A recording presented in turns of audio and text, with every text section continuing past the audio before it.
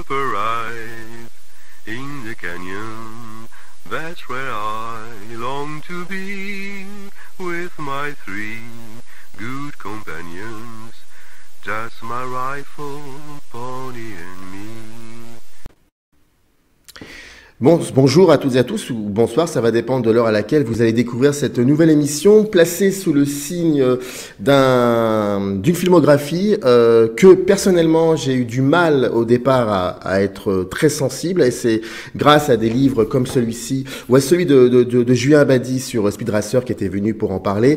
Eh bien on se dit que peut-être on est passé à côté de quelque chose des sœurs Wachowski, parce qu'on va parler aujourd'hui des sœurs Wachowski. Le livre c'est celui-ci, l'œuvre des Wachowski, la matrice d'un art social. On va parler aussi par rapport au sous-titre Pourquoi un art social. C'est édité chez Faire d'édition. Et aujourd'hui, les trois auteurs ont accepté de venir. Alors l'enregistrement a lieu un samedi, donc vraiment, je leur suis éternellement reconnaissant d'avoir utilisé 3/4 d'heure pour parler de ce livre. Il y a Julien Pavageau, Aurélien Noilier et Johan Orzulik. J'espère que j'ai bien prononcé vos noms. Oui. Voilà. Et puis vous les connaissez, ils ont créé une petite chaîne YouTube comme ça, qui s'appelle le Ciné-Club de Monsieur Bobine. Bon, voilà. Mais je pense que vous connaissez à mon avis le Ciné-Club de Monsieur Bobine. Je suis vraiment très content en tout cas de discuter avec vous. Et la première question que j'aimerais vous poser est assez basique, et ça me permettra comme ça de comprendre un peu d'où vous venez par rapport à la filmographie des sœurs Wachowski. Est-ce que vous avez découvert cette filmographie avec le premier film, c'est-à-dire Bound, ou comment chacun d'entre vous trois, comment vous avez rencontré, comment vous avez croisé le cinéma des Wachowski? Est-ce que c'était par un de leurs films, ou est-ce que c'était par un des scénarios qu'ils avaient écrits pour un autre réalisateur, ou par une série télé? J'aimerais savoir un peu. Moi, c'est par Matrix de toute façon. Je pense qu'on est tous un peu. Bound, j'étais peut-être un peu trop jeune pour le voir au cinéma. Et Matrix, oui, quand je l'ai vu au cinéma, c'est un film qui sortait nulle part. Je raconte dans ma dernière vidéo, mais la bande-annonce, je l'avais découverte sur un CD de Ciné Live. Personne n'en parlait de ce film. La bande-annonce était complètement hallucinante parce qu'elle ne racontait rien de l'histoire du film. Tu voyais juste des images de science-fiction. Tu disais, mais qu'est-ce que ça raconte? Qu'est-ce que c'est que ce truc? J'ai jamais vu un truc pareil. Et je suis allé voir le film complètement à poil. J'en suis ressorti. Ça a été le début d'une obsession autour de Matrix, qui ont été prolongés par les suites, qui dure encore même maintenant. Je veux dire, c'est depuis les années, ça fait 22 ans que je suis obsédé par Matrix en fait. Donc là, ça a été mon point de départ autour de la filmographie des Wachowski. Et après, il y a eu Speed Racer, il y a eu Cloud Atlas, et ça n'a fait que confirmer ce que je pensais des sœurs Wachowski, c'est que c'était vraiment des réalisatrices singulières. C'est des gens comme on n'en voit pas souvent. Quelqu'un sur Twitter récemment, je sais plus, je pourrais pas le créditer, mais avait mis que c'était pas les meilleures réalisatrices du monde, mais c'était probablement les plus importantes actuellement. Je trouve que c'est assez juste en fait. Il pourra toujours dire qu'il y a James Cameron, il y a Spielberg, mais en termes de gens vraiment importants pour la décennie, les 2 décennies qui sont passées, je pense que les Wachowski, elles sont vraiment sur le podium, quoi. Comment Aurélien, Johan, parcours un peu différent en fait. C'est-à-dire que pour la petite anecdote, je connaissais Bound par mon petit cinéma municipal de ma petite ville du sud de la France, et où on avait le programme papier. Ils étaient restés pendant longtemps sur le frigo de mes parents, et donc l'affiche de Bound et le résumé me fascinaient, mais je n'étais pas allé le voir. Et après, j'ai vraiment découvert effectivement les Wachowski avec Matrix et ses suites. Mais j'étais un peu dans une position comme pas mal de gens, à beaucoup aimer le premier et puis à être désarçonné et surpris par les suites. Et ce qui fait qu'à mon grand regret, j'ai snobé Speed Racer quand il est sorti au cinéma. C'est mon de mes plus grands regrets évidemment. Et avant de revenir sur leur cinéma au fil des discussions et des rencontres que j'ai pu faire, et des gens justement qui m'ont aussi aiguillé sur les Wachowski, et puis après oui, d'y revenir et d'aller voir Cloud Atlas, je crois 3 fois en salle, parce que voilà, je voulais en profiter autant que possible dans la salle, et puis de là ça a continué avec ce qu'elles ont fait ensuite, ouais. Même Jupiter Ascending finalement. Oui, très même bien, Jupiter Ascending. Voilà. Ça commence. et toi, Johan, pardon, vous, Johan, excusez-moi. Moi, c'est un tout petit peu différent des deux, puisque je suis un peu plus jeune. Donc, j'avais eu vent en fait de Matrix quand je devais avoir 10 ans. et en fait par une preview dans l'Écran Fantastique qui parlait justement de ce film-là, qui s'appelait Matrix, qui parlait d'un film sur un vampire cybernétique, c'était comme ça qu'il l'appelait. Et avec deux photos qui m'avaient marqué, c'était la scène d'intro donc avec Trinity en bullet time et Morpheus qui était accroché à un mur, etc. Donc face à l'agent Smith. Donc j'étais intrigué et puis quelques temps après, le film est sorti en salle. J'avais pas pu le voir, mais j'avais mon professeur de CM2 qui l'avait vu en salle et qui avait pas du tout aimé. Et à l'inverse, il y avait un élève dans ma classe qui lui avait beaucoup aimé le film. Donc j'ai attendu en fait la sortie vidéo quelques mois après. Et en fait, ce qui s'est passé, c'est que on l'avait loué un week-end et je l'ai maté en boucle. J'avais tellement adoré le film que je l'ai maté en boucle. Comme tout le monde, j'ai suivi avec beaucoup d'attention. Donc là, je rejoins Julien parce que c'était la grande période des CD-ROM Ciné Live et c'était à l'époque où je commençais vraiment à m'intéresser au cinéma en tant que, pas simple passion, mais en tant que, on va dire, voie professionnelle. Et en fait, donc, il y avait une attente frénétique. J'avais vu les deux suites d'affilée. J'avais été un peu comme tout le monde assez désarçonné, mais j'avais pas le rejet en fait, le rejet que j'ai eu, que beaucoup ont eu. Et mais tout en savant pas quoi en penser, c'est-à-dire j'avais beaucoup aimé, mais je savais pas trop c'était quoi les enjeux du récit, etc. Après, c'est vrai que vu que le consensus général était de dire que c'était raté, que c'était mauvais, etc. Donc il y a eu une sorte de silence autour, on va dire, des Wachowski, jusqu'à ce que je tombe sur la bande-annonce de Spin Racer qui m'a totalement désarçonné. Et en fait, j'avais pas prévu d'aller le voir parce que les images me rémutaient. Et en fait, c'est par l'intermédiaire d'un webzine que je remercierai jamais assez, qui s'appelle L'Ouvreuse, qui en fait avait vivement recommandé justement d'aller voir le film en salle. Et j'étais allé voir en salle à l'époque, dans une salle où on n'était que 5-6. Et ça a été un coup de foudre immédiat. Mais en plus, pas un coup de foudre, on va dire, en mode décryptage. C'était vraiment un coup de foudre émotionnel direct. Voilà. C'est-à-dire que j'avais pas de recul par rapport à l'esthétique globale du film. Au contraire, j'avais adhéré tout de suite, mais de manière totalement émotionnelle. Et après, j'ai continué à suivre leur carrière avec attention, que ce soit Coup d'Atlas, Jupiter Ascending, etc., ou Sense8, enfin voilà. Donc, et comme Julien et Aurélien, c'est devenu parmi mes cinéastes contemporains préférés. Voilà. Alors, vous pouvez aussi rebondir, bien évidemment, sur les propos d'entre vous. Mais quand je vous écoute, il n'y a pas de souci. Vous avez découvert ces films, vous y avez adhéré. En tout cas, vous leur trouviez quand même de l'intérêt. Mais l'histoire, le réel, c'est que ça n'a jamais été vraiment une grande relation d'amour entre les films des Wachowski et le public, voire même la critique. Et ça, on le sait maintenant, on le sait depuis toujours. Et comment vous pouvez expliquer tout simplement que cela soit avec Bound ou alors même avec Matrix jusqu'à aujourd'hui, comment vous pouvez expliquer en 20 ans de carrière qu'à chaque fois, il se passe quelque chose, une espèce peut-être de cécité de la part du public, comme s'ils n'étaient pas prêts. Comment on peut expliquer ça? Comment vous pouvez l'expliquer? Je pense que pour Matrix, c'est un peu à part. Parce que là, pour le coup, moi, je rejoins Aurélien. C'est que j'ai eu aussi le rejet, moi, en fait, sur le deuxième et le troisième. C'est-à-dire que le deuxième, je suis ressorti. Qu'est-ce que c'est que ce truc? Je comprends rien. Et je pensais avoir les réponses dans le troisième, et je les ai pas eues. Mais contrairement à beaucoup de spectateurs, je pense, qui se sont arrêtés finalement à l'impression du premier, je revenais toujours. Jusqu'à ce que je lise, notamment le Matrix Happening, qui est le mémoire de Rafik Jomi, qui, globalement, disait, il y a peut-être plus à comprendre, en fait, dans ces films-là. Et c'est peut-être fait exprès, en fait. C'est-à-dire que les films sont vraiment conçus pour être rejetés à un moment et pour qu'on y revienne. Et c'est à partir de là que j'ai été surtout obsédé, moi, par le deuxième, par Matrix Reloaded, qui est probablement le plus détesté, je pense, de la trilogie.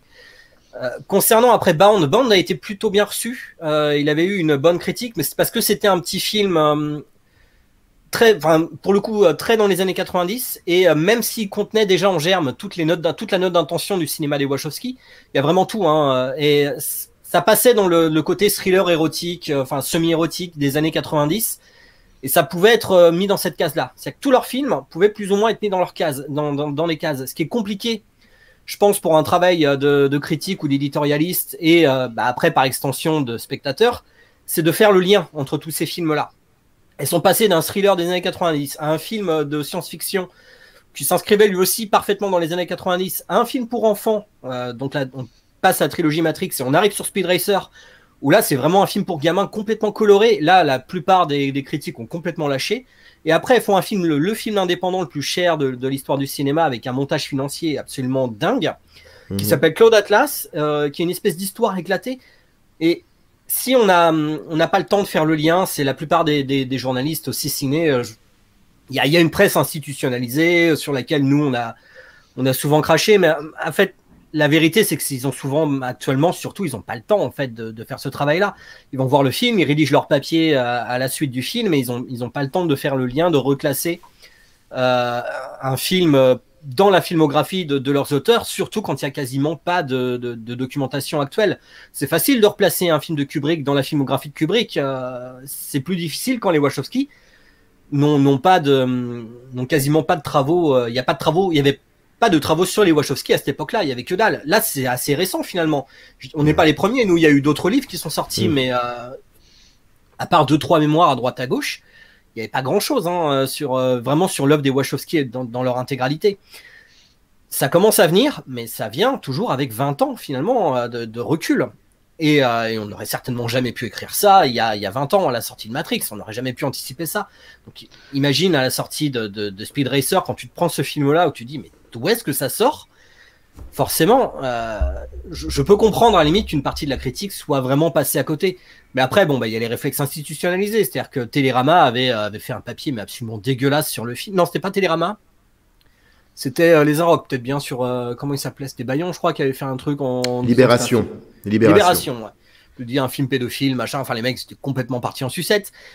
Parce que c'est aussi... ils ont aussi leur lectorat à satisfaire, il faut qu'ils il y a mais et le public aussi, il y a pas que c'est pas qu'une histoire de la critique, il y a aussi peut-être alors juste une petite chose que tu as dit Julien, et juste pour ne pas oublier, je vais donc placer une autre petite question et après je vous laisse Aurélien et Johan revenir sur ce que, mais juste une petite question, c'est que tu parlais des travaux qui ont été faits autour des Wachowski, des travaux écrits, des articles ici et là, mais aussi et ça vous en parlez dans le livre dès le début, de ce que eux aussi ont pu dire, de comment ils voient les films, comment ils voient le cinéma, et ça il y en a pas beaucoup. Et la question c'est comment fait-on pour parler d'une filmographie quand on a très très peu d'indices. Alors vous allez me dire, il y a les films. Ça, je suis d'accord avec vous. D'ailleurs, c'est ce que vous faites. Vous avez dit, nous, on reste sur les films. Mais ça doit pas être si évident que ça. C'est tellement rare dans l'industrie du cinéma que ça en devient même mystérieux, j'ai envie de dire. Voilà, c'était une petite question et ensuite, je vous laisse. Je pense que ça rejoint effectivement la difficulté pour le public d'appréhender leur film. C'est que de base, c'était des cinéastes qui avaient tendance à dire, nous, nos films parlent pour eux-mêmes et on n'a pas à les commenter, on n'a pas à les expliquer. Et forcément, ça arrange pas non plus le travail des attachés de presse et des communicants des studios pour après aller vendre le film. Et du coup, quand le public se retrouve face à quelque chose comme Speed Racer, qui est absolument, je veux dire, qui est une approche candide du cinéma, qui dit voilà quelle est ma proposition artistique et maintenant vous la prenez ou vous la prenez pas, mais c'est plus mon problème. Les Wachowski, elles ont fait le film qu'elles voulaient et elles le livrent en salle. Et derrière, elles considèrent qu'elles n'ont rien à expliquer, qu'elles n'ont rien à montrer, qu'elles ont fait leur boulot et qu'à partir de là, c'est plus entre leurs mains. Et je pense que le rejet en partie du public vient du fait que dans leur filmographie, il y a très peu de moments où elles essaient d'amadouer le public, de lui dire on va t'expliquer d'abord quelle est notre proposition et on va y aller de plus en plus fort dans la radicalité artistique, mais en l'introduisant petit à petit. En cela, je trouve qu'elles ont une démarche assez proche d'un réalisateur comme Guillermo del Toro qui, dans un film comme Crimson Peak, dit dès le début, voilà, les fantômes existent, point. Il n'y a pas de discussion, il va pas y avoir de... Pacific Rim, t'as les robots géants qui se battent contre des monstres, t'as le plan directement, et il essaie pas de te l'amener. Il dit soit tu viens voir un film de robots géants qui se battent contre des monstres géants, soit la porte est là-bas, et ça sert à rien de rester. Je vais pas perdre une demi-heure de mon film à essayer de te faire croire à cet univers. Si tu rentres dans ce film-là, c'est qu'a priori, t'as envie de voir des robots qui se fritent contre des monstres, donc je vais pas perdre 3 heures. Et les Wachowski, je pense, ont une démarche relativement similaire et Mm. parfois assez radicale. Typiquement, Matrix Reloaded, ça a été en fait tout ce que là où on vous a amadoué avec le premier en vous présentant une histoire assez classique, on va dire un récit très campbellien du héros qui se révèle à lui-même et qui va sauver le monde. Et soudain, en fait, on vous a cassé votre jouet. Et maintenant, vous nous suivez pour le troisième volet ou si vous nous suivez pas, de toute façon, c'est plus notre problème. Nous, on sait ce qu'on veut raconter et vous nous suivez ou pas. Et je pense qu'il y a pas mal de gens et je les comprends qui veulent pas être brusqués comme ça face au cinéma, face à une œuvre, parce que qui vont au cinéma pour passer un bon moment, pour aussi que voir un artiste qui fait un pas vers eux. Et les Wachowski ont pas forcément tendance à faire ce pas vers le public qui permet au public après de s'habituer à l'œuvre et de se l'accaparer aussi. Et je pense qu'une partie de rejet vient de là.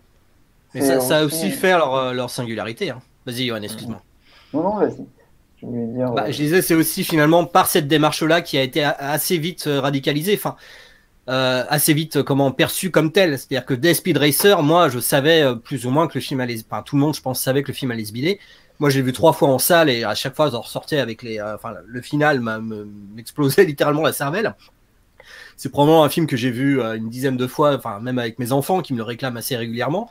Plus pour le singe que pour la radicalité artistique, mais bon, voilà, on est quand même sur un spectacle visuellement extrêmement stimulant, extrêmement exaltant finalement, et comme on en voit même plus actuellement.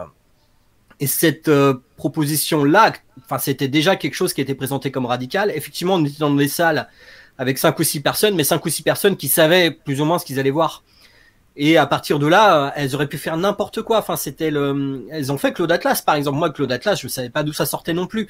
Et on passait d'une trilogie de SF à un film pour enfants, à un espèce de récit en poupée russe qui mélange je ne sais pas combien de genres. C'est pas grave, j'étais prêt à les suivre à ce moment-là.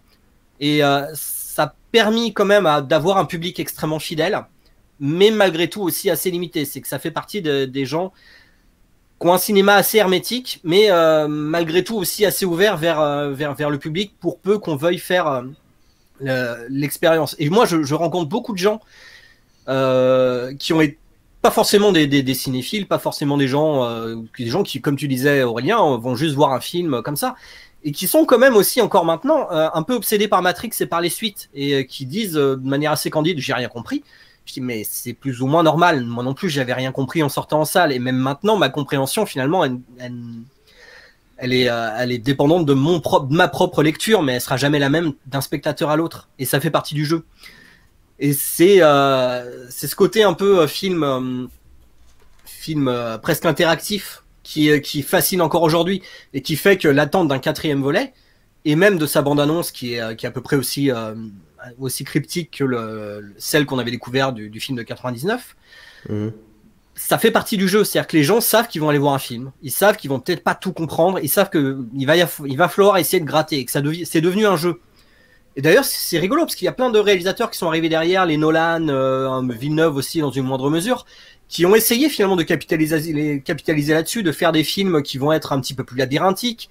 Je pense que ça vient aussi de Matrix, tout ça. C'est ce côté, on va faire des films plus cérébraux. Alors c'est une version assez bizarro de Matrix. C'est des gens qui n'ont pas forcément compris là. Mais voilà, le côté, si t'as pas compris, c'est que t'es pas assez intelligent, ce qui est pas du tout ce que disaient les Wachowski, hein. Mais ce qui se ressent dans pas mal de cinéastes, pas mal de films qui ont essayé de sortir. Je pense même Guy Ritchie quand il a fait Revolver. Désolé, mais c'était globalement, il essayait de faire son Matrix à lui, quoi. Là, vous lancez un autre débat qui va être très compliqué. Ouais. Mais c'est génial, pardon. Continue. Mais il y a quand même cet après-là, c'est-à-dire qu'il y a cet héritage, le côté film presque ludique, dans l'idée qu'il va falloir essayer de gratter pour comprendre ce qui se dit. Et ça, je pense que ça vient aussi. Matrix a ouvert quand même sacrément la voie à ça, quoi. Il y avait aussi un autre truc sur lequel rebondir sur la question en fait du rejet critique au public. Il y a longtemps, pendant longtemps, j'ai fait un comparatif en fait avec un autre cinéaste qui faisait des films qui malgré lui était considéré comme en avance sur son temps. C'était John Carpenter en fait. dont la réception critique et publique de certaines de ses œuvres me rappelle pas mal ce qu'ont pu vivre les Wachowski, c'est-à-dire que quand il faisait The Thing, il le dit, il voulait juste faire en fait le meilleur film d'horreur possible, et c'est un film qui a été globalement rejeté. Pas pour les mêmes raisons que le seront ultérieurement les œuvres de Wachowski, mais on retrouve ça. Mais c'est surtout, on va dire, un film qui cristallise mieux ça, c'est Jack Burton dans Les Griffes du Mandarin, qui en fait sur lequel tu retrouves en fait le côté visionnaire qui annonce justement tout ce qu'on va retrouver en fait chez les cinéastes comme les Wachowski, chez Edgar Wright, Quentin Tarantino, notamment dans les hommages à la culture asiatique, qui est très important en plus dans le cinéma des Wachowski, et aussi la fameuse porte d'entrée, c'est-à-dire que Carpenter expliquait que l'erreur qu'il avait soi-disant fait, c'était que il n'y avait pas de porte d'entrée en fait dans Jack Burton, c'est-à-dire que ça démarrait tout de suite, t'acceptais l'idée qu'il y ait des démons, etc. dans un quartier de San Francisco. Et les publics qui disaient qu'à partir du moment où les trois tombes, les trois dieux de la mort arrivaient justement dans les... Tout le monde disait c'est quoi ce truc, personne. Et expliquer le rejet du film sur ça. Et le commentaire audio, en fait, c'est aussi un film qui était très syncrétique. C'était un film syncrétique. Et en fait, si tu veux, tu retrouves tout à fait ça, en fait, cette démarche de précurseur malgré elle chez Wachowski. Alors, plus ouvertement frontal, parce qu'il y a un côté beaucoup plus ouvertement expérimental, mais il n'y a pas de... C'est un peu la même chose que chez Carpenter, à la base, il n'y a pas du tout la volonté d'aliéner le public à ces œuvres-là, qu'elles soient bousculées, oui, mais pas aliénées. Et en fait, il y a une volonté juste de communiquer, mais c'est très... je fais mon film tel que je peux, et une fois qu'il est sorti, ça ne m'appartient plus, en fait. Voilà. Puis parce que si, ça faisait référence aussi à des choses qui étaient en germe, etc., mais qui maintenant sont devenues plus contemporaines. Tu prends Speed Racer, même si c'est un film maintenant qui commence un peu à être réhabilité, tout le circuit référentiel qui allait aussi bien du super flat à l'utilisation justement des fonds verts qui maintenant sont utilisés même par des youtubeurs, mais parce qu'il y a une vraie portée, on va dire, symbolique dans le découpage et tout. C'était des trucs qui étaient en germe à l'époque, mais qui étaient connus que d'une poignée d'initiés, alors que maintenant, voilà, c'est devenu assez accessible à tout le monde. Mais je pense que c'est vraiment lié à ça, en fait. C'est un plus lié à un flot culturel qu'elles avaient, mais qui étaient des trucs, on va dire, plus ou moins de niche, et qui devaient attendre 20 ans pour que ça devienne, on va dire, un fond commun à un bon nombre de personnes, en fait.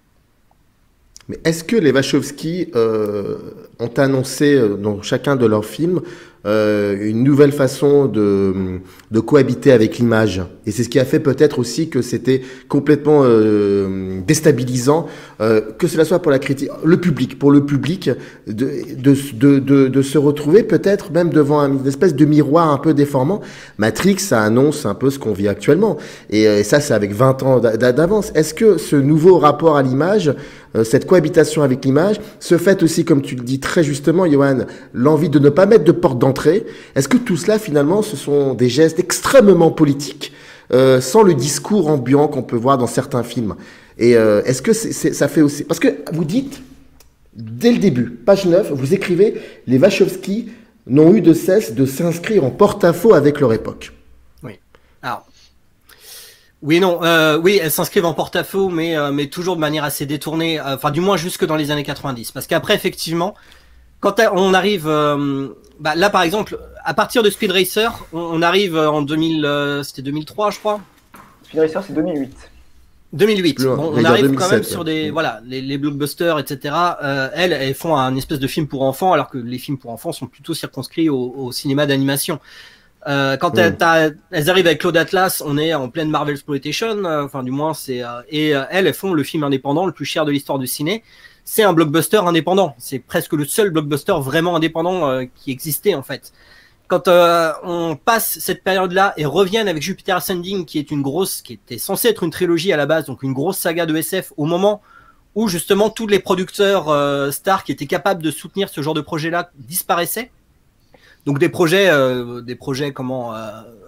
inédits, c'est-à-dire que là on était vraiment donc Sense8, elles arrivent sur Netflix. Bon, là elles étaient vraiment en porte-à-faux avec leur époque, mais vraiment de manière assez visible.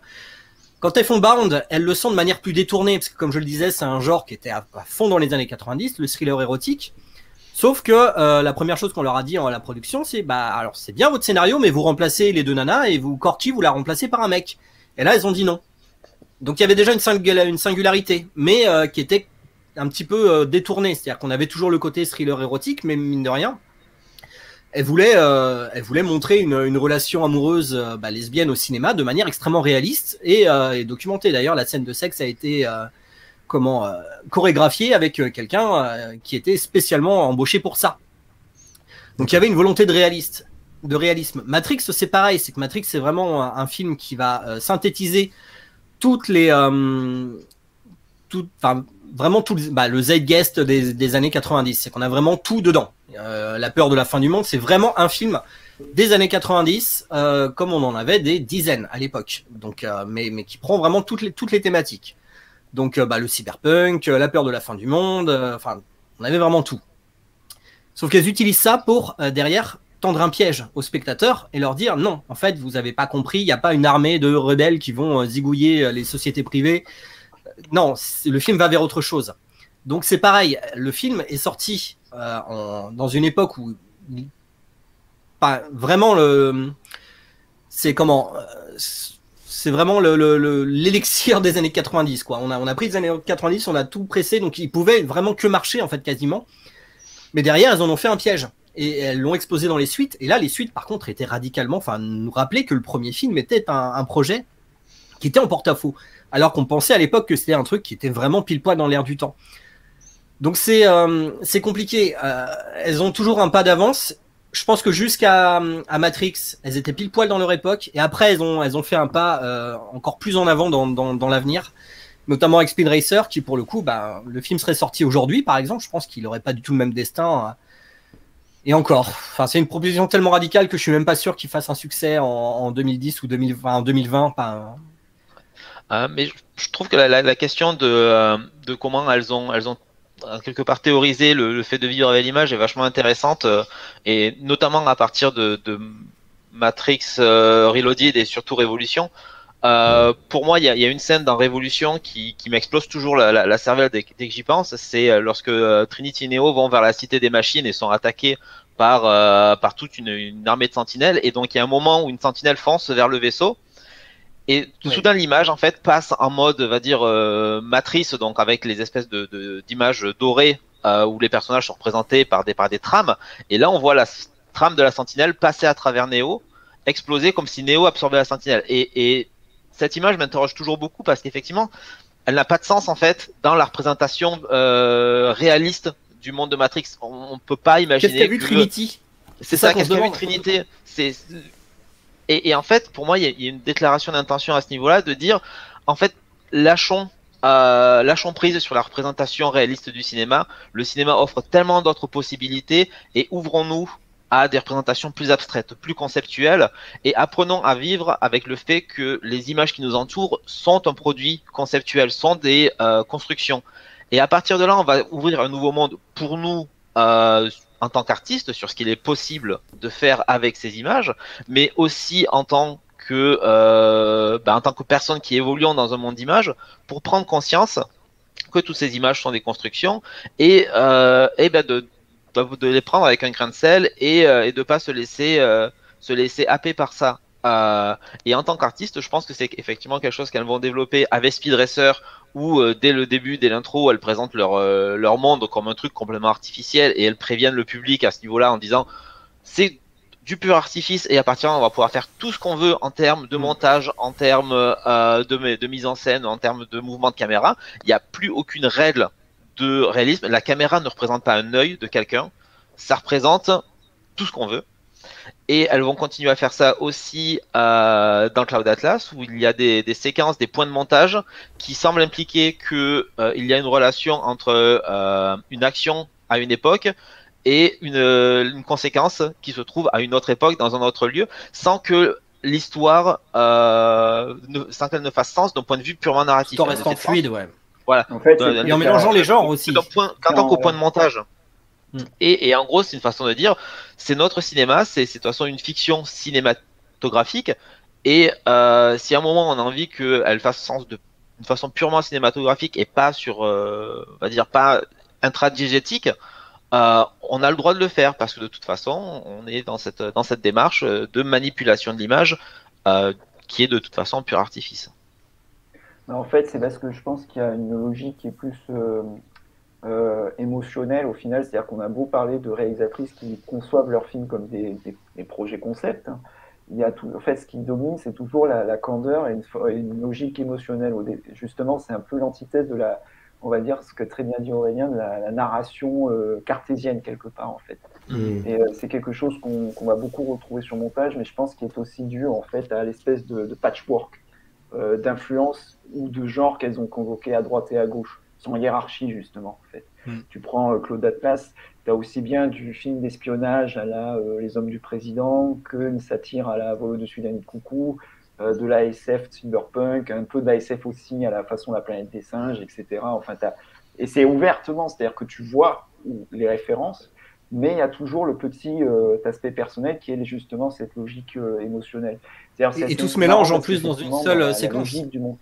Tout se mélange. Ouais. Et en fait, si tu regardes bien toute la logique des permutations de montage, elles font plus appel à une logique d'émotionnel, mais aussi de mental, en fait, quelque part. C'est un peu, en fait, quelque part, ce qui avait pu être fait au préalable au Japon, notamment, je pense, par des gens comme Hideaki Anno, voire même Mamoru Oshii, notamment sur le film, j'ai perdu le nom, L'Apu 2, enfin, l'adaptation qu'il avait fait, où justement, à la fin, tu as en fait un espèce d'imbroglio d'influence et tout, mais au final, tu as justement cette idée que justement, c'est pas ça qui compte en fait. Ce qui compte, c'est plus le flux émotionnel et ce que après, toi en tant que spectateur, tu vas en déduire, ça va te faire réfléchir ou pas. Après, c'est vrai que ce qui est intéressant, c'est que même si c'est des films très concept, tu as toujours en fait comme on dit, un pied dans le passé et un pied dans l'avenir. D'un point de vue conceptuel, c'est effectivement tourné vers l'avenir, mais aussi par rapport à la question de l'appréhension de l'image, si elle est faite ou pas. Tu pourrais remonter jusqu'à des types comme Antonioni, sur des films comme Désert Rouge, justement, où tu as une nana qui, justement, doit apprendre à décrypter les images, en fait. C'est-à-dire qu'elle dit, je veux voir. Ou Blow Up. Ou Blow Up, justement. Mais c'est aussi un pied dans le passé, parce que dans leur candeur, il y a une forme, malgré tout, de respect envers la dramaturgie à l'ancienne. Alors maintenant, on le sait, c'est-à-dire que c'est vrai qu'effectivement, il n'y a pas le souci de raccorder des points d'ellipse, enfin, que tout soit expliqué et tout. Il y a vraiment cette idée de on va directement à l'essentiel. Et aussi, quand je dis point vers le passé, c'est parce qu'à un moment dans le livre, on parle justement des références à un cinéma qui est beaucoup plus traditionnel. Et notamment, si tu prends Boyd, la structure narrative et thématique, on a beaucoup parlé justement, à juste titre, des thrillers érotiques, ce genre de choses. On aurait pu aussi beaucoup parler des films à twist, qui avaient pas mal dans les années 90, des Guy Ritchie, les Usual Suspect, tous ces trucs-là, parce que ça s'inscrit aussi vraiment là. Mais en fait, si tu regardes bien, c'est un film qui doit plus, dans sa structure narrative et thématique, à un film comme Les Diaboliques de Clouseau. Et qui reprend justement une idée plus ou moins un peu similaire avec justement, c'est-à-dire que ce qui était en sous-texte chez Clouseau, notamment sur la domination masculine, l'impossibilité pour deux femmes justement d'exprimer leur amour, et c'est traité à travers un système de thriller un peu en huis clos avec justement des twists, tu le retrouves dans Bond, mais de manière beaucoup plus explicite. Pareil, tu prends Speed Racer, même si c'est un film très baroque, très déjanté et tout, tu regardes bien, c'est un film qui est très respectueux et qui a beaucoup de dévotion envers les films de course automobile, mais des années 60. Il y a tout un parallèle qu'on a fait dans un épisode, mais qui est important de répéter, c'est que c'est un film qui se rapproche énormément dans sa note d'intention du film Grand Prix de John Frankenheimer, qui était justement aussi pareil, un cinéaste très particulier qui a eu son heure de gloire dans les 60-70, qui faisait énormément qui utilisait beaucoup justement, qui était un franc-tireur à l'ancienne, qui utilisait justement le prétexte des films de studio pour faire des films ultra expérimentaux et ultra subversifs. Et en fait, dans Grand Prix, tu as effectivement sur le papier, tu as une trame qui est justement typique de la grosse production de l'époque, mais qui est à la fois un film subversif, puisque ça parle en sous-main en fait de la récupération justement de l'image des pilotes dans les courses automobiles par des multinationales et par la société du spectacle, ce qui est déjà très wachowskien avant l'heure. Et en même temps, tu as le côté expérimental, c'est-à-dire que chez Frankenheimer, c'était d'expérimenter le split screen, le 70 mm et tout. Chez les Wachowski, tu vas retrouver ça avec justement tout ce qui est le fond vert, le montage alterné, etc. Tu vas retrouver ça. Et en même temps, dans les deux cas, tu as une espèce de dévotion, de respect pour le genre et aussi pour les imageries iconiques. C'est-à-dire que dans Speed Racer, tu as aussi, comme tu avais chez Frankenheimer et que tu avais retrouvé chez Ron Howard sur Rush, ou même plus tard chez James Mangold avec Le Mans 66, qui est lui aussi un film miroir de Speed Racer, cette idée de chevalerie. C'est-à-dire les courses automobiles sont présentées comme de la chevalerie, mais une chevalerie qui est mise en perspective par rapport à la société du spectacle dans laquelle tous ces artistes, cinéastes, évoluaient à la même époque. Donc, si tu veux, c'est en ça que c'est génial, c'est-à-dire que tu as toujours un pied dans le passé, un pied dans le futur, mais c'est pas forcément là où on pourrait s'y attendre, en fait. Est-ce Il y a l'idée de rester ludique en plus. Voilà, c'est Excuse-moi. ça. Non, allez-y, je vous en prie. Il y a l'idée de rester ludique, en fait, c'est de pas faire un film intellectuel, mais vraiment quelque chose de sensoriel. Quand tu parlais de la sentinelle qui passe tout à l'heure dans Neo, effectivement, c'est un plan qui interpelle parce que tu dis, mais d'où est-ce que ça sort? Mais dans le montage, c'est quelque chose qui a un sens précis, en fait, dans le film, mais qui va provoquer une émotion chez le spectateur. C'est-à-dire que dans le film, on a vu dès le premier que Neo, pour comprendre ses ennemis, en fait, il se projette dans l'agent Smith. Smith essaie de le dupliquer en se projetant à l'intérieur de lui. Donc il y a toujours un moment où les personnages se pénètrent d'une manière assez chelou. Et là, on voit une sentinelle pénétrer Neo. Et au moment où justement ils sont submergés. Et d'un seul coup, Neo comprend le fonctionnement des sentinelles, sait que si ils montent avec leur avion, enfin leur hovercraft, les sentinelles ne pourront pas les suivre parce qu'il a ingéré une sentinelle. Il connaît leur fonctionnement. Donc, il le sait. C'est-à-dire que là, à ce stade-là, il y a une raison, en fait, pour que ce plan-là soit tel. C'est qu'effectivement, de notre point de vue, il est purement symbolique, mais on est dans un monde informatique. On voit Neo se balader dans le code du monde réel, donc qui s'appelle plus le monde réel à partir de là, mais du monde des machines. Et on se pose pas la question. C'est-à-dire qu'elles nous mettent vraiment face à des clés de compréhension et on reste sur la clé, la compréhension émotionnelle. Et à partir de là, elles peuvent faire littéralement ce qu'elles veulent avec les images. Et elles gardent toujours, même dans Speed Racer, ce côté émotionnel. C'est-à-dire qu'il y a énormément de plans qui sont impossibles. Mais à partir du moment où émotionnellement tu es accroché au récit et à l'image, est-ce que te procure l'esthétique, simplement l'esthétique du film, même pas la narration, même pas les relations, juste d'avoir visuellement quelque chose qui t'interpelle. Rien que ça, en fait, ça va compenser le fait qu'au niveau de l'image, tu n'as strictement rien de réaliste. Donc il y a toujours ce moyen d'accrocher. Moi je pense à un plan notamment où Speed Racer se fait à un moment dans les courses dans les montagnes, dévale une pente et fait un espèce de flip à 180 degrés et remonte la même pente alors que finalement il devrait être sur le plan, il est impossible, il devrait être sur l'autre versant et en fait il remonte, sauf que théoriquement on s'en fiche, on n'a pas besoin visiblement d'avoir l'explication, d'avoir le côté réaliste. Non, en fait il a fait un flip, tout ça, il est remonté, non, il pourrait faire une petite pirouette, paf, il remonte, et c'est pas grave, ça marche émotionnellement. De la même manière que la toute fin, où il se met à exploser le record, finalement, n'a aucun ancrage avec la réalité. Sa voiture se met en mode Super Saiyan, elle désingue tout le monde sur le circuit, alors que même théoriquement, si vraiment on avait fait quelque chose de réaliste, ça n'aurait pas été possible qu'un moteur se mette à 500 km/h, alors que je suppose que les bagnoles sont plus ou moins bridées. C'est pas grave. À ce moment-là, il a déjà gagné, en fait. Il a gagné sur le plan spirituel, il a gagné. Donc, tu le vois dévaler, tu le vois exploser littéralement tout le monde et tu vois le circuit se transformer finalement en espèce de damier complètement surréaliste. Ça n'a plus aucune importance que tu sois ancré dans quelque chose. Ce qui importe, c'est que t'as vraiment envie de hurler en même temps que les commentateurs qui d'ailleurs ne commentent même plus. C'est plus des gens qui se mettent à hurler, à crier dans tous les sens. Et elle, ce qu'elle cherche vraiment à faire, c'est à nous relier émotionnellement au récit, mais pas intellectuellement forcément. C'est-à-dire qu'elle joue sur les deux tableaux dans Matrix, mais dans Cloud Atlas, dès le début, il y a l'avertissement. C'est le personnage qui dit « Laissez-vous porter par le récit ». Je ne sais plus exactement quelle est la réplique, mais c'est l'éditeur qui dit... Je n'ai, en fait, mon passé d'éditeur oui. à mépriser les sauts dans le temps et dans le passé. Mais si tu restes attentif, il y a de fortes chances que tout ce bazar soit compréhensible. C'est plus ou moins ça. C'est ça, c'est à peu près ça. Te disent en gros, laissez-vous porter par le récit, n'essayez pas de comprendre l'histoire, et laissez-vous juste porter par les images, par le rythme, et tout ça prendra un sens. Et c'est peut-être dans Sense8 en fait où elles sont les plus bavardes en fait sur leur note d'intention, qu'elles ont peut-être trouvé, du moins sur la saison 1, l'équilibre le plus parfait en fait entre le côté intellectuel et sensoriel. Du fait que du coup le côté sensoriel est inscrit dans la narration du récit, c'est-à-dire que c'est plus quelque chose qui va être directement en connexion au spectateur, mais directement en connexion entre les personnages eux-mêmes. Et il y a une raison intradigétique pour que ces personnages soient connectés. Donc ça a toujours été un cinéma de la connexion et de la connexion émotionnelle. C'est quelque chose. Elle cherche d'abord à se connecter à comme le dit l'oracle, à notre cœur et à notre couille, en fait.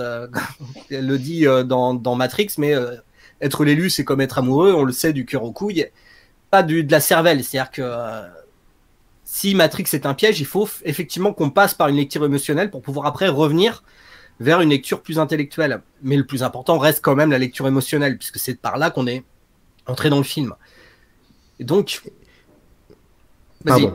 Non, vas-y, je t'en prie, excuse-moi, je pensais que tu avais terminé, mais vas-y. Parce qu'en fait, je voulais vous demander, pardon, à tous les trois, quand Julien, tu évoques le cinéma de la connexion, est-ce que ce cinéma de la connexion se traduit par le travail qu'elles effectuent depuis Bound sur la prise de vue?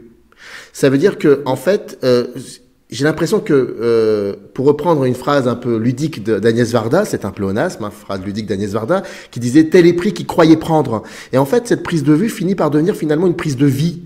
Et ce travail de connexion, c'est en gros, laissez-vous rythmer par les méandres, par les dénivellations, par je ne sais quoi de la vie. Et donc, ces prises de vue finissent par devenir des choses qui sont liées à la prise de vie, en fait.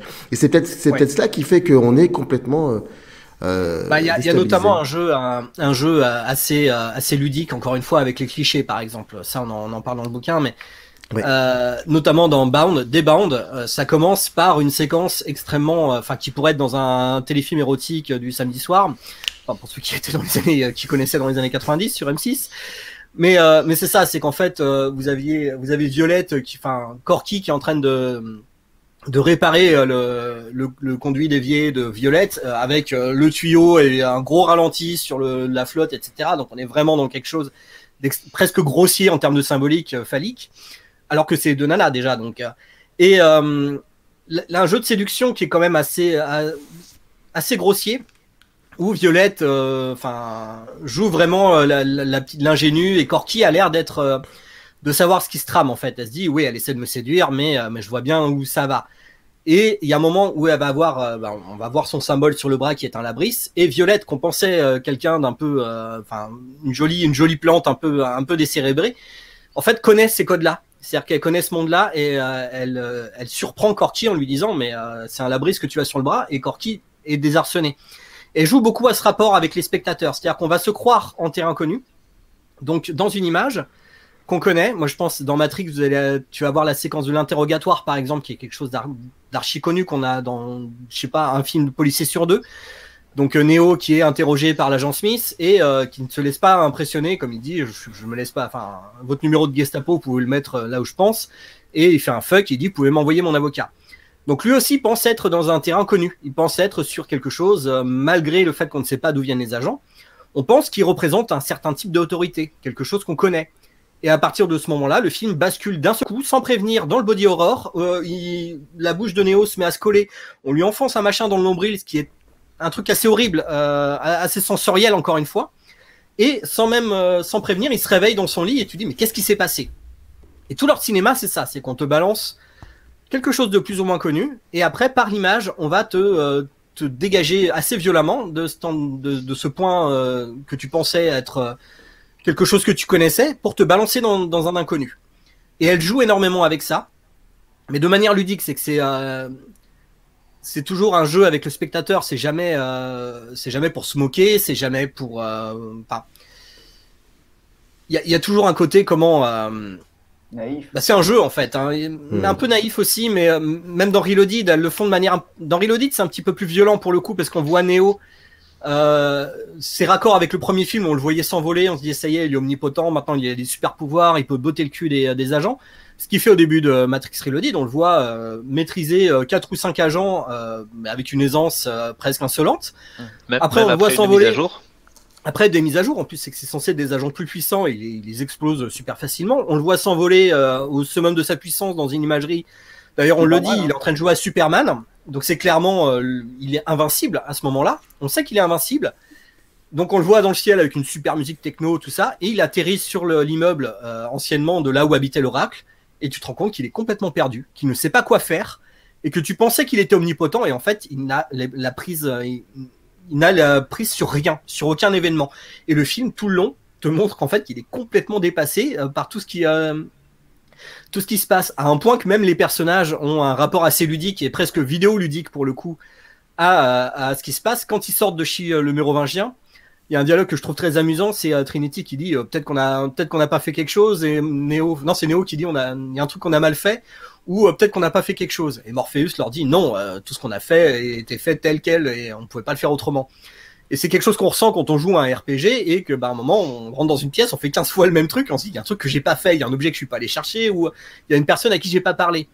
Donc il y a ce côté un peu ludique qui te rappelle que toi aussi finalement t'es plus ou moins acteur de ces images-là, c'est-à-dire qu'elles vont utiliser leur des codes, des choses qu'on connaît pour nous inclure finalement, nous éveiller en fait, nous garder en éveil.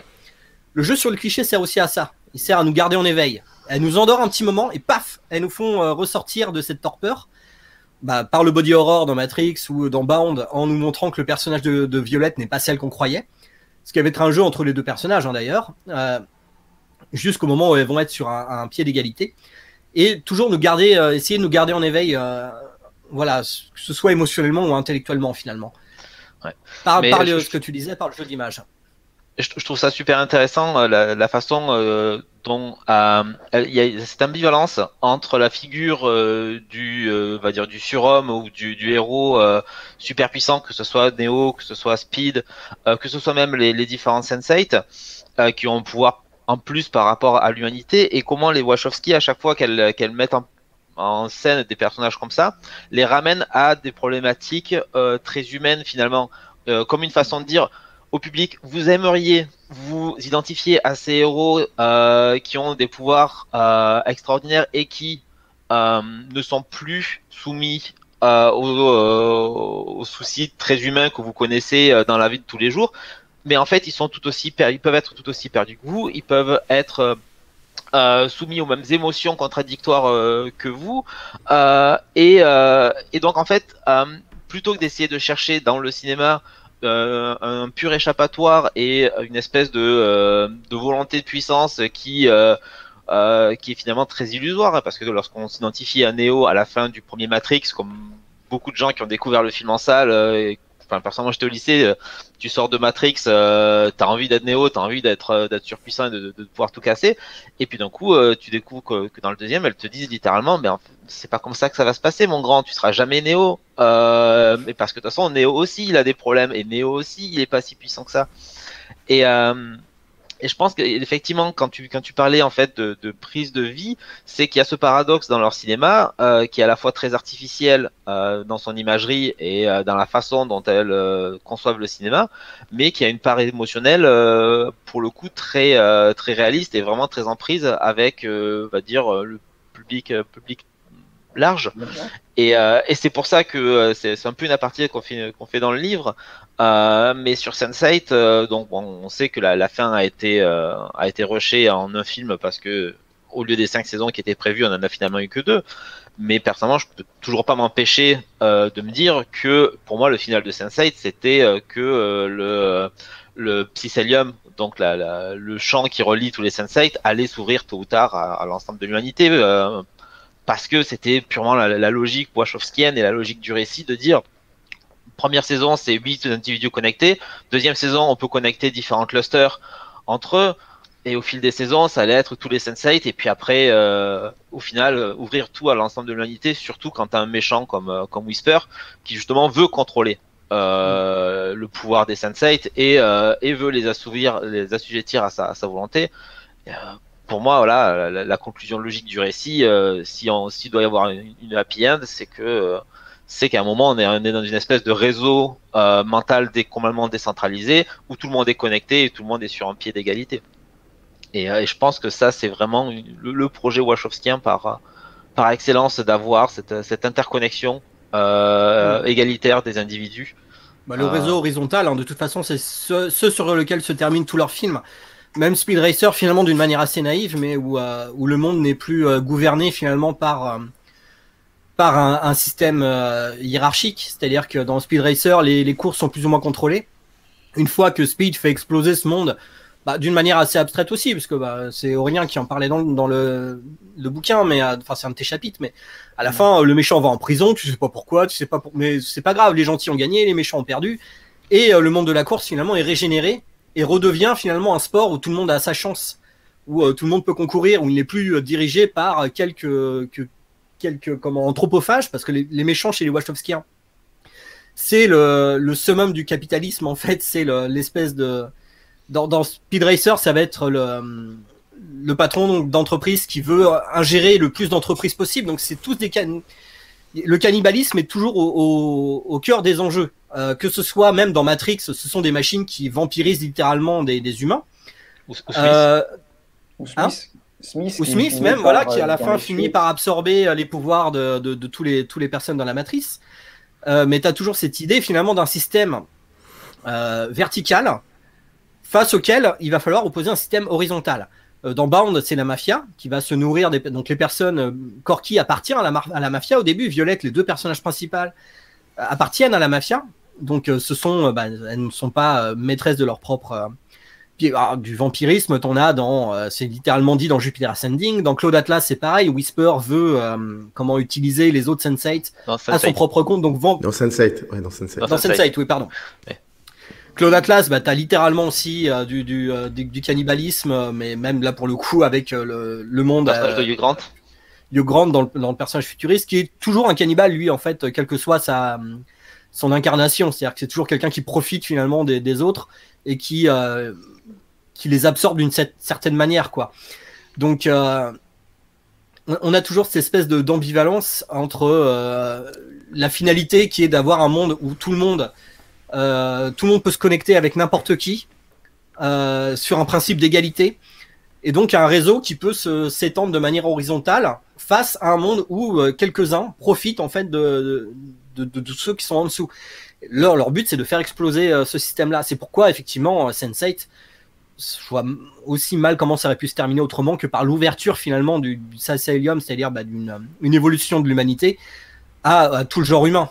C'est d'ailleurs c'est signifié, je crois, dans la scène du bus où les Sense8 entendent la musique en fait qu'une personne écoute, et par des moyens technologiques, c'est-à-dire par des écouteurs, elles font profiter leurs compagnons humains, enfin du moins ceux qui n'ont pas l'essence, qui ne peuvent pas se connecter, et leur permet de se connecter finalement. Et je crois qu'Aurélien, tu parlais de la toute dernière scène aussi. Oui, la scène d'orgie à la toute fin où il y a le mari de... j'ai oublié le prénom du personnage de l'indienne qui... où il y a quelque chose qui d'un coup dit... Ouais, se relève et dit waouh, c'est incroyable, c'est un fois que ça. Je pensais pas que c'était possible. Ouais, et là on se dit, est-ce qu'il a ressenti tous les personnes qui interagissent dans l'orgie, y compris les Sense8 qui sont à distance.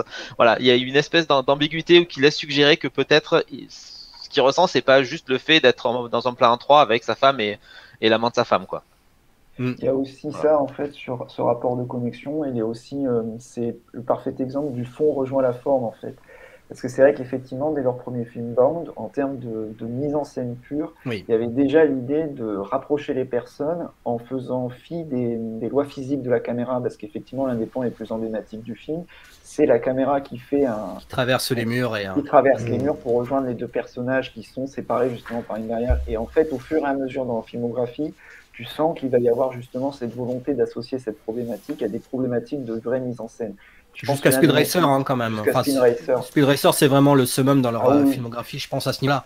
Où les personnages vont d'une voiture à l'autre, discutent d'un endroit géographique à l'autre sans aucune... En fait, si on regarde bien, le brouillon de Speed Racer, c'est la poursuite sur l'autoroute de Matrix Reloaded, où effectivement, tu as déjà l'idée de rejoindre des personnages qui proviennent de différents...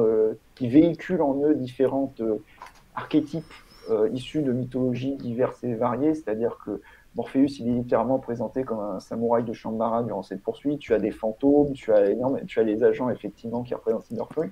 Et en fait, tu vas justement avoir une connexion entre tous ces individus par l'intermédiaire de la mise en scène et justement de casser les barrières physiques de la caméra en la faisant passer à droite à gauche, etc. Tu avais déjà des cinéastes qui avaient tenté ça, mais encore une fois, ça rejoint effectivement ce qu'il y avait notamment aussi bien en Asie, je pense notamment à un mec comme Choi Ark, notamment même sur un film comme The Lovers. On en avait beaucoup parlé avec Julien et un autre membre de l'équipe qui s'appelle Aurélien, qui justement, on s'était dit, c'est pas possible, elles l'ont vu ce film-là, parce qu'effectivement, c'est une histoire d'amour, une connexion entre deux individus, etc. Tu avais déjà ça en fait chez Tsouar, qui ensuite va va être dupliqué sur des films comme Time and Tide, etc. Mais ça, c'est encore autre chose, c'est parce que c'était à l'époque où justement on pensait que le numérique pouvait justement abolir toutes les barrières physiques de la mise en scène. Après, elles vont beaucoup plus partir sur quelque chose qui est toujours en lien avec Swark, mais qui a plus à voir avec ce que des expérimentateurs, je pense à des gens comme Nicolas Sweg sur des films comme L'homme qui venait d'ailleurs, ou Ne vous retournez pas, ou même Klezowski sur La double vie de Véronique. D'ailleurs, c'est pas un hasard s'il y a Tom Tykwer, beaucoup oublié, mais qui était un ancien protégé de Klezowski, qui a depuis rejoint la famille Wachowski, ont justement essayé de faire, mais d'un point de vue, on va dire, beaucoup plus ancré sur une logique de film d'exploitation, de film de genre, en fait. Mais il y a la même volonté, en fait, mais d'appuyer ce qui était embryonnaire chez d'autres dans l'idée de connexion, que ce soit émotionnel ou narratif, par l'intermédiaire du médium cinématographique, en fait. Donc, en fait, il y a une forme de prendre toute la somme des travaux théoriques et expérimentaux pour aller vers cette idée de connexion, en fait. Votre livre, donc, l'œuvre des Wachowski, La matrice d'un art social. Je fais un petit peu de bruit avec le micro, pardon. Je voulais vous poser des questions sur certaines, mais vous y avez répondu bien avant que je vous pose les questions. Je voulais par exemple qu'on parle de la science-fiction, du capitalisme et des personnages antagoniques. Ça, vous en avez parlé. Donc, juste dire comment vous composez le livre, et je terminerai sur une autre question. Il y a deux parties. Il y a l'esthétique et l'art social. Juste une dernière question. À un moment, vous avez évoqué le film Bound et le thriller érotique des années 90. Il y a un livre remarquable qui s'appelle Le thriller érotique, écrit par Linda Belhadj, qui dit en gros que ces films-là essayaient de montrer en quelque sorte que l'Amérique avait un pénis. Et donc elle part de ce principe-là. Puis les films des sœurs Wachowski depuis Bound jusqu'à aujourd'hui, jusqu'à Matrix 4 qu'on découvrira bientôt, finalement, est-ce que ça dit toujours la même chose de la société, selon vous? Alors je pense que c'est assez compliqué de répondre à cette question dans la mesure où c'est une partie que moi je développe un peu. J'ai du mal à voir en quoi les films de Matrix, de Matrix jusqu'à après, enfin, les films des Wachowski, aurait un propos vraiment ouvertement sur la société. Je pense qu'elle déploie plus un projet de société. Il y a une partie, on va dire, entre guillemets subversive, ou du moins, il y a une forme de société dont elles savent qu'elles ne veulent pas. Mais elles ne vont pas s'attacher forcément à l'analyser et à la montrer, en fait, à la décortiquer point par point. Je pense pas que c'est quelque chose qui les intéresse, et c'est aussi pour ça que souvent, en fait, la partie critique de leur œuvre, la partie dénonciatrice entre guillemets, va se faire à grands traits. C'est-à-dire que vous allez avoir des gros méchants, typiquement Royalton, c'est le gros méchant capitaliste par excellence.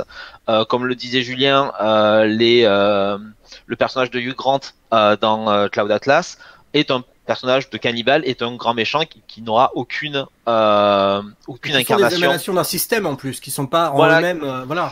Mais il y a pas soumis en fait un système plus grand qu'eux, donc on est sur des choses très très larges.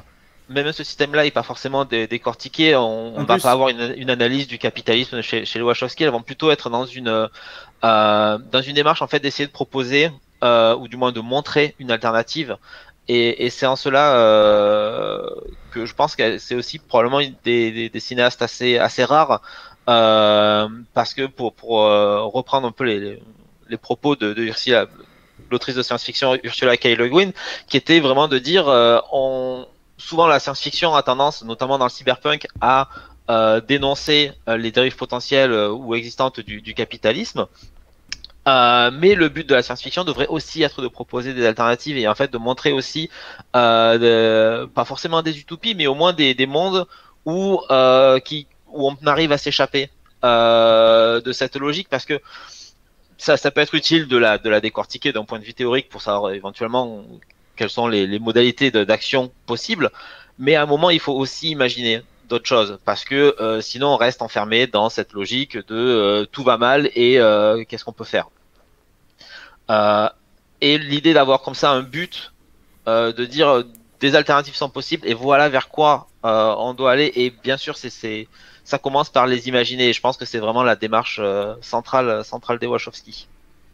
Et ça revient aussi un peu à l'une de tes premières questions sur la manière d'aborder leur œuvre. Finalement, si on dit qu'on est parti vraiment que des films, parce que je pense que contrairement à d'autres cinéastes comme Steven Spielberg et même James Cameron, mine de rien, qui pourrait être relié sur le côté très conceptuel de ses films, c'est-à-dire que Spielberg va parler de lui à travers de ses films, là où les Wachowski ne parlent pas vraiment d'elle. Alors oui, moi c'était un piège au début, je me suis dit comment leur transidentité s'inscrit finalement dans leur filmographie, et ça c'était quelque chose, je me suis dit, on en discutait au tout début, même aux prémices, avant même que ce soit un livre, avant que c'était juste un épisode du Ciné-Club de Monsieur Bobine. Et à un moment, je me suis dit, c'est une fausse piste, dans la mesure où en fait leur film ne parle pas d'elle, mais parle de leur vision du monde, c'est-à-dire qu'elles pourraient être ce qu'elles veulent. D'ailleurs, elles l'ont dit, leur vie privée est quelque chose qui leur appartient et ça ne transparaît pas forcément dans leur œuvre. Le personnage de Nomi, par exemple, dans Sense8, c'est quelqu'un qui n'a pas le soutien de ses parents, qui, à un moment dans la première saison, va commencer à faire une théorie, va se faire littéralement capturer pour une théorie de déconversion, donc quelque chose d'extrêmement violent. Ça, c'est pas du tout leur vécu à elle. En tout cas, Lana, pour le peu qu'elle en parle, disait qu'elle était terrorisée à l'idée que ses parents réagissent mal, et tout s'est plutôt bien passé, même si ça a été un processus très long. Donc c'est très difficile de caler leur vie personnelle, dont on ne sait d'ailleurs pas grand-chose, parce qu'elles en sont très protectrices et c'est tout à leur honneur, et que ça ne transparaît pas forcément dans leur filmographie. Comme disait Aurélien, c'est plus leur philosophie globale, leur manière de voir les choses telles qu'elles devraient être, qui finalement, c'est quelque chose d'extrêmement théorique. Là où même James Cameron, qui est quelqu'un qui fait aussi part de la manière dont il voit le monde, se met lui-même quand même en scène dans certains films. Dans Titanic, le rôle de Brock, joué par Bill Paxton, donc l'explorateur au début qui veut aller chercher le collier, c'est lui, c'est vraiment James Cameron. Il s'est rarement mis en scène à ce point dans un film. Donc voilà, c'est même dans Avatar, il y a du Jake Sully en lui. Il y a toujours quelque chose là où les Wachowski, elles, je pense, ont vraiment fait une coupure. C'est-à-dire que le lien entre elles et leur film, c'est vraiment leur façon de voir le monde. C'est leur philosophie, mais pas leur propre vécu. Ça va être plutôt leur capital culturel, leur capital intellectuel, et ce qu'elles veulent vraiment fabriquer, en fait. Il y a quelque chose d'extrêmement conceptuel dans cette approche, mais pas vraiment personnel. Et c'est pour ça que je pense qu'elles se sont aussi beaucoup effacées derrière leur film, qu'elles ont dit, nous, on en parle le moins possible, même si effectivement Lana a été beaucoup plus présente, je pense, devant les caméras, après sa conversion, mais pour parler toujours une fois de leur vision de l'art, et pas forcément de la manière dont elles s'inscrivent dans cet art-là. Donc c'est aussi pour ça, je pense qu'il y a ce côté syncrétique aussi, c'est que finalement, et peut-être aussi ce côté un peu difficile à prendre en main pour la critique, parce qu'on a l'habitude de relier la notion d'auteur avec un vécu, avec un passé, alors que elles, leur vision justement, c'est d'être... il n'y a pas vraiment d'auteur derrière leur film, et elles le disent sur Claude Atlas, elles disent non, c'est pas les Wachowski, c'est Wachowski et Tom Tykwer. On l'oublie tout le temps, mais c'est un auteur à part entière, il fait partie du trio. De la même manière que quand elles ont fait Matrix, elles ont fait appel à plein d'artistes, et le film Matrix n'aurait pas eu la même tronche sans Steve Scross, sans Geoff Darrow, sans tous les artistes qui ont travaillé dessus et qui ont apporté finalement de leur propre univers. Donc il y a ce côté syncrétique auquel on n'est pas habitué en tant que spectateur, on n'est pas habitué en tant que commentateur, et que les critiques ne sont probablement pas habitués non plus, parce qu'on a souvent l'auteur comme alpha et oméga de la compréhension d'une œuvre. Là où elles, en tant qu'autrices, se sont dit non, nous plutôt on s'efface derrière l'œuvre et on laisse l'œuvre parler à notre place en fait. Donc voilà, ce qui est, je pense, aussi leur singularité actuellement.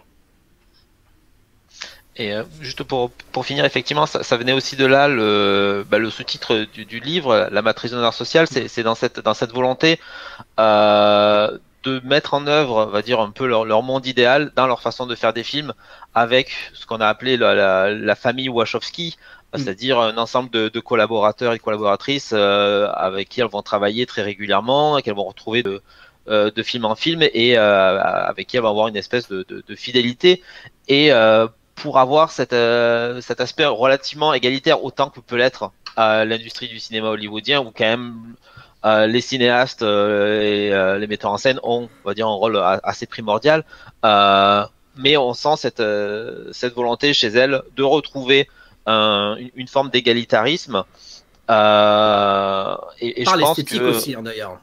ouais. Et donc d'avoir, c'est ça, d'avoir une forme de société plus égalitaire, plus horizontale.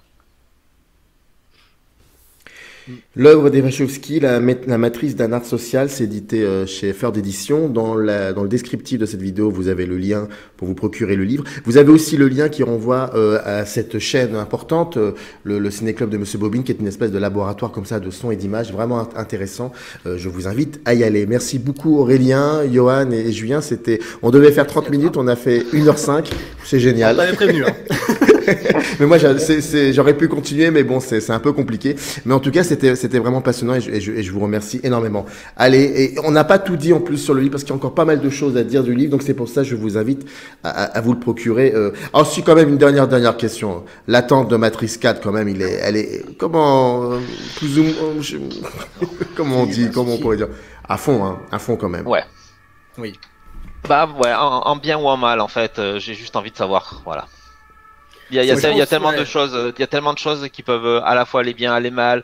C'est un enjeu tellement important aussi pour la suite de la carrière de Lana en tant que réalisatrice à Hollywood que voilà. J'en suis à un point où je veux que ça sorte et je veux que ça se passe quoi. Voilà. Wait and see de mon côté. Wait and see comment on revient. Wait and see.